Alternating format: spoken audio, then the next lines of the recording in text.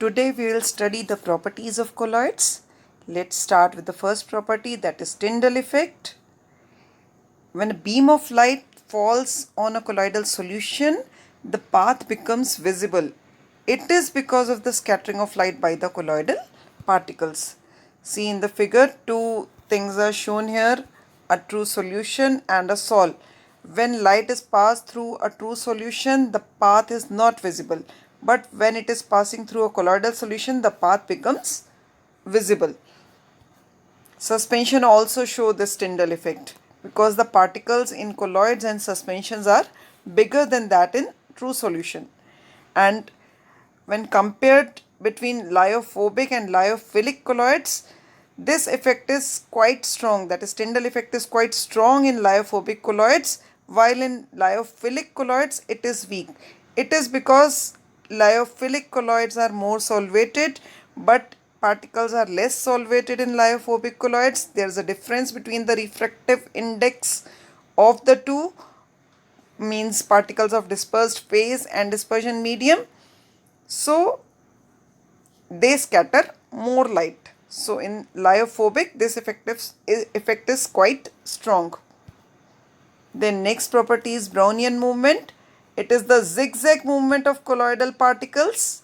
See here in the diagram, the particles, it start moving from one position to different position. Then so this is the Brownian movement, and because of this colloids are quite stable. The next property is charge on colloidal particles. The colloidal particles carry charge, either it is positive charge or a negative charge, and this charge is due to preferential adsorption of ions from the solution. So there are positive sols as well as negative sols. Examples of positive sols are hydrated metal oxides like aluminium oxide .xH2O, then basic dyes like methylene blue, hemoglobin, oxides like TiO2 sol. So these are positive sols. Some negative sols are sols of metals like that of copper, silver and gold, then metallic sulfides, then acid dyes, eosin, Congo red, etc. Then sols of starch, gum, gelatin. These are all negative sols. Then next, the charge on the colloidal sol particles is due to preferential adsorption of ions from the solution, as told earlier. If they adsorb negative charged ions, the sol becomes negatively charged. If they adsorb positive ions, the sol becomes positively charged. It depends on the way of formation of the colloid. An example is shown here. When silver nitrate solution is added to potassium iodide solution, the precipitated silver iodide adsorbs iodide ion. So the sol becomes negative as shown here. Iodide ions are adsorbed. See the negative charged particles on AgI, and these Ag plus ions are from the dispersion medium. So this is negatively charged sol is formed. And another case is when potassium iodide is added to AgNO3 solution, that is the other way around, positive charged sol results, because in this case Ag plus ions will be adsorbed as shown here on AgI, and in the dispersion medium we have AgI minus. So this results in positive sol formation. So this is the difference, and this is sometimes asked in the exams also, that what type of sol is formed when a silver nitrate is added to potassium iodide or the other way. So this you have to remember. Now in this diagram you can see that there are two layers.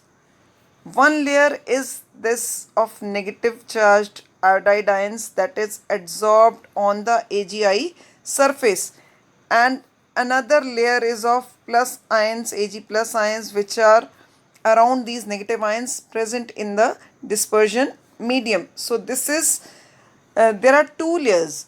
First layer is fixed and other layer is diffuse layer. So we have two layers in colloidal sol. This combination of two layers of opposite charges as shown in the previous diagram, this is known as Helmholtz electrical double layer.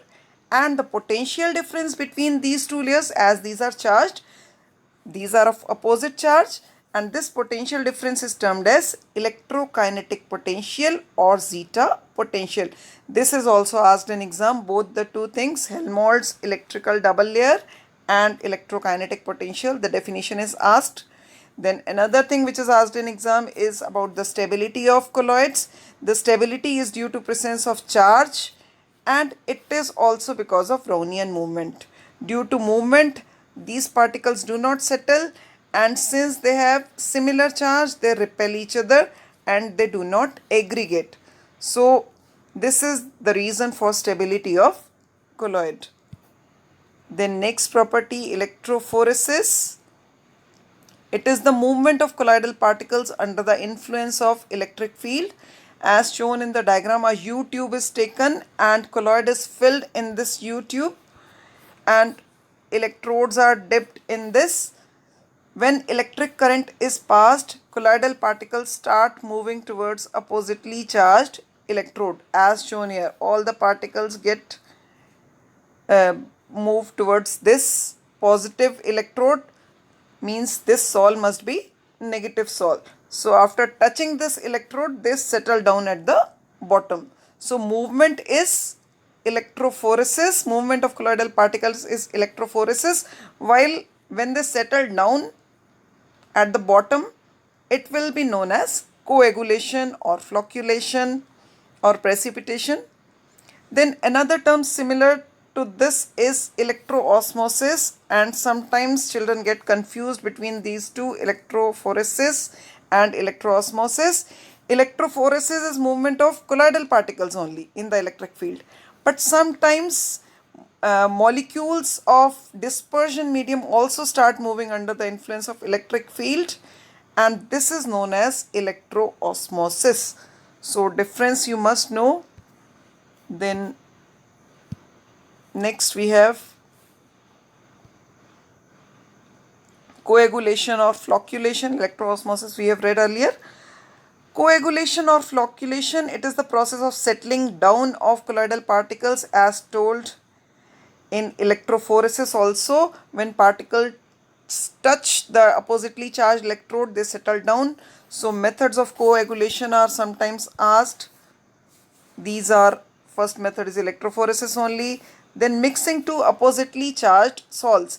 See, when charged particles, they settle down only when their charge is, when they are discharged or their charge is neutralized. So in electrophoresis, when they touch oppositely charged electrode, they settle down.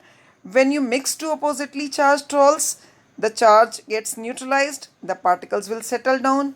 Then by persistent dialysis, in dialysis you remove the impurities, and when you do it again and again, these particles, they come together and settle down.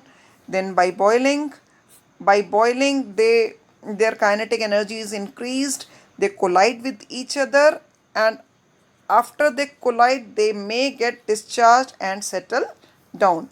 And last is by addition of electrolyte. This is something important.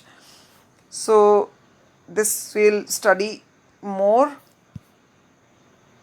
The minimum amount of electrolyte that must be added to 1 liter of a colloidal solution so as to bring about complete coagulation or flocculation is called coagulation or flocculation value. Means coagulating power of an electrolyte is determined in terms of coagulation value or flocculation value. The minimum the electrolyte is added, more will be its coagulating power.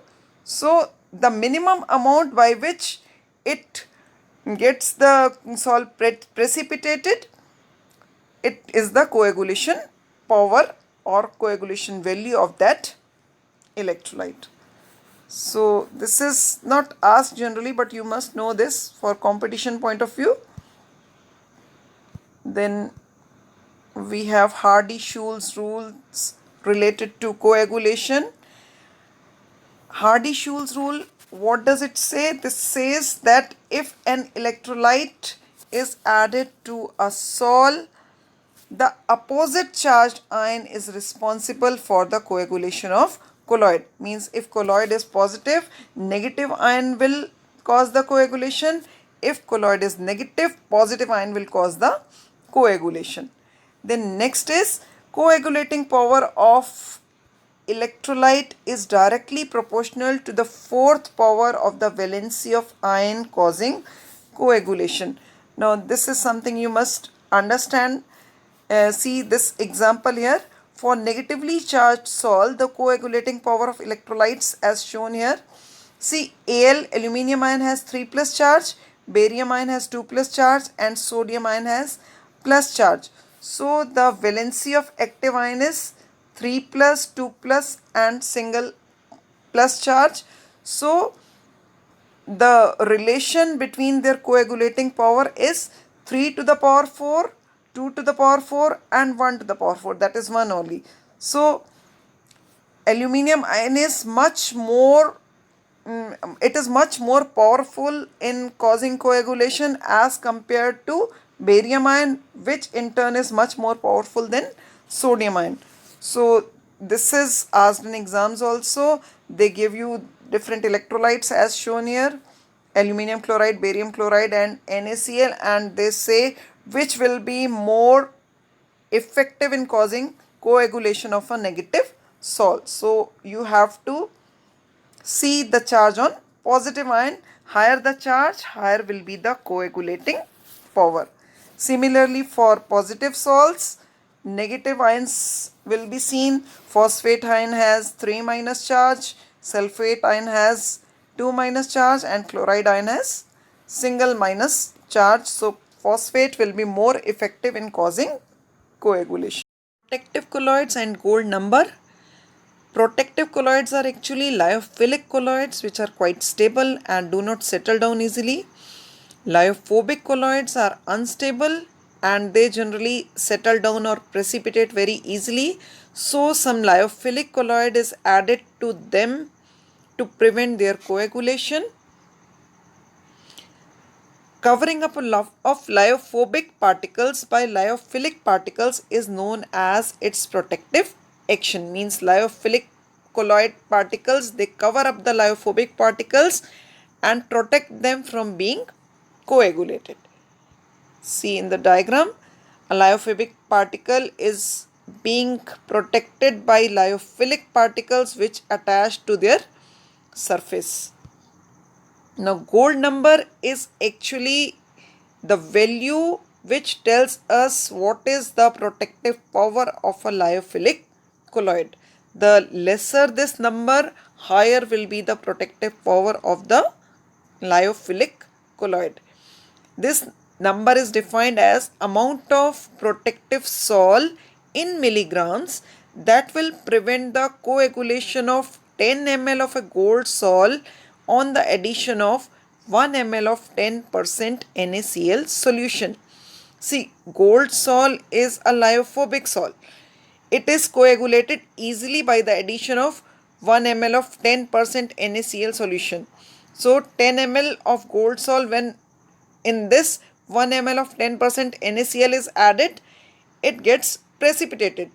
So it needs protection from lyophilic sol. So minimum amount of milligrams of lyophilic colloid that are added to protect this 10 ml of gold sol from coagulation by this 1 ml of 10% NaCl solution is termed as its gold number. So minimum this number, more will be its protective power. So this is all about the properties of colloids. Thank you.